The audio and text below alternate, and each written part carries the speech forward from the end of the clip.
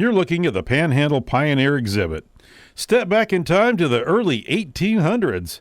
Look at the Pioneer home referred to as the Cracker House, not joking, in front of you. It was only one room. Notice the bed. It has a rope support for the mattress. Periodically, the rope would need replacing because you would have to tighten it up to give good support at night. The expression, "don't let the bed bugs bite," may have referred to all the bugs that would interrupt your sleep. Fortunately, the bed was higher and safer than sleeping on the hard dirt floor. The stove was a wood-burning stove that required someone to chop wood all year long. The small pieces were used for the stove. Larger pieces for the fireplace. Those not fortunate enough to have a stove would cook over the fireplace. The woman usually wore an apron to keep her clothes clean while she cooked and did chores. There's a butter churn for the woman to use. She would put the cream in and twist and turn the pole until the cream became butter. This would take quite a while, and children would help too. To the left of the home is a large spinning wheel to make thread. The thread would be used to sew or be woven into cloth. This spinning wheel dates back to the Civil War era and was used by the Lancaster family in the photo on the wall.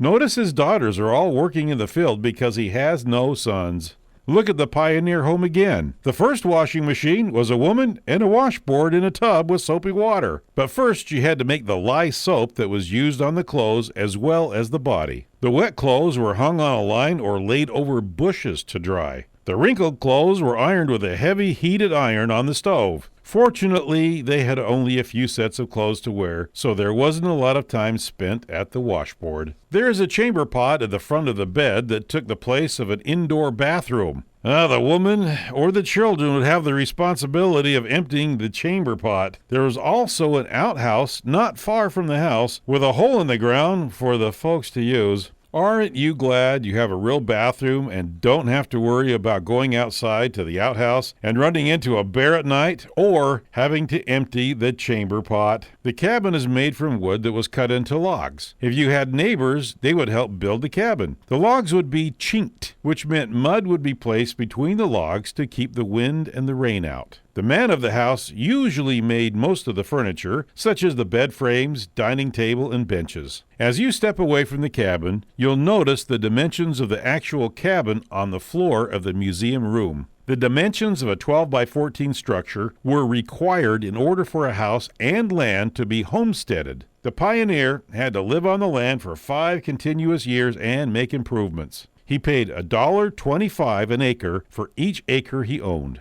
You can also see molds for making candles and cast iron pots and pans as you look at the back of the room. Notice there's a desk and some books as well. This one-room house is cozy and has all the essentials for a house in those early days.